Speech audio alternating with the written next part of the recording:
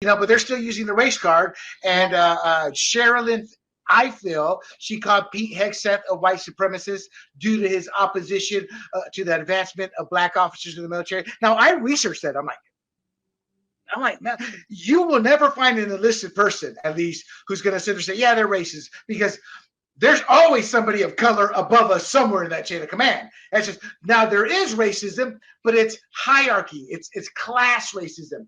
95% of flag officers, meaning all those generals and admirals in DC, 95% of them come from the flag staff. I forget the term, but like West Point, Air Force Academy, Annapolis, and what's the other one?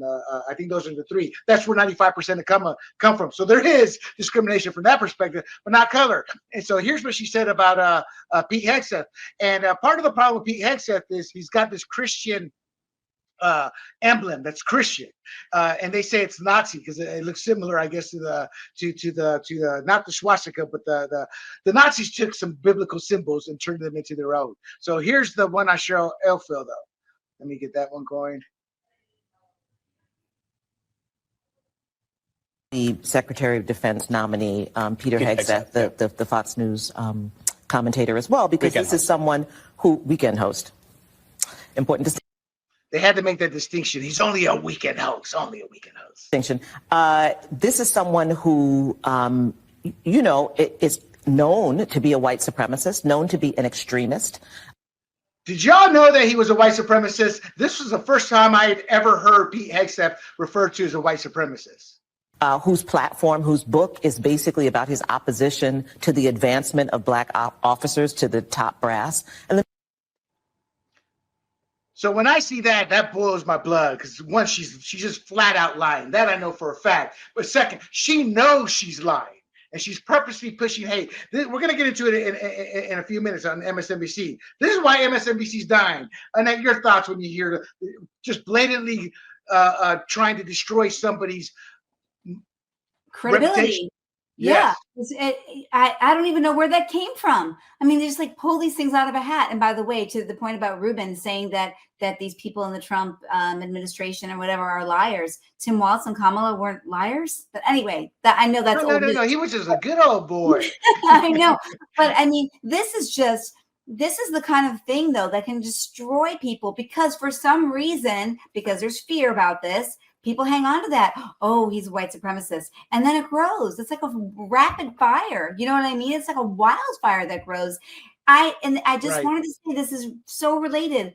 My daughter called me this morning. She goes, "Did you hear, Mom? RFK, he wants to take away Ozempic." I said, "He does?" "Yes. I'm going to show you the video." No, she said, "Yes, I'm going to send you the video." She sent me the video. And he never said that. That is not what he said.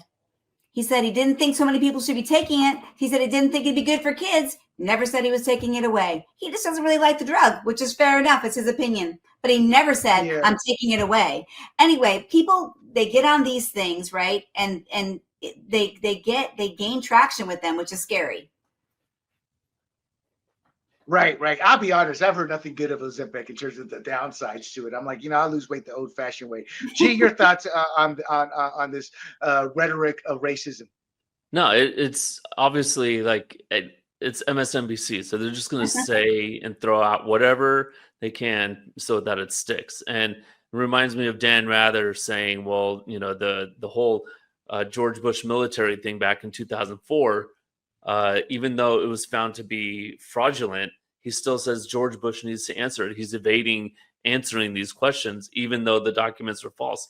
It's the same thing here. Like, what's he going to do? Come out and say, "No, I'm not white supremacist," and it gives credence to what she's saying.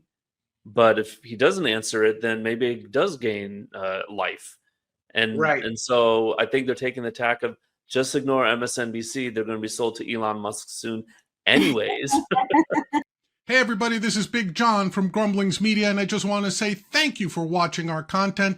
If you want to support our efforts here at Grumblings Media, just smash the subscribe button right here, totally free, or just go ahead and consume more of our great content. Click either one of these two boxes.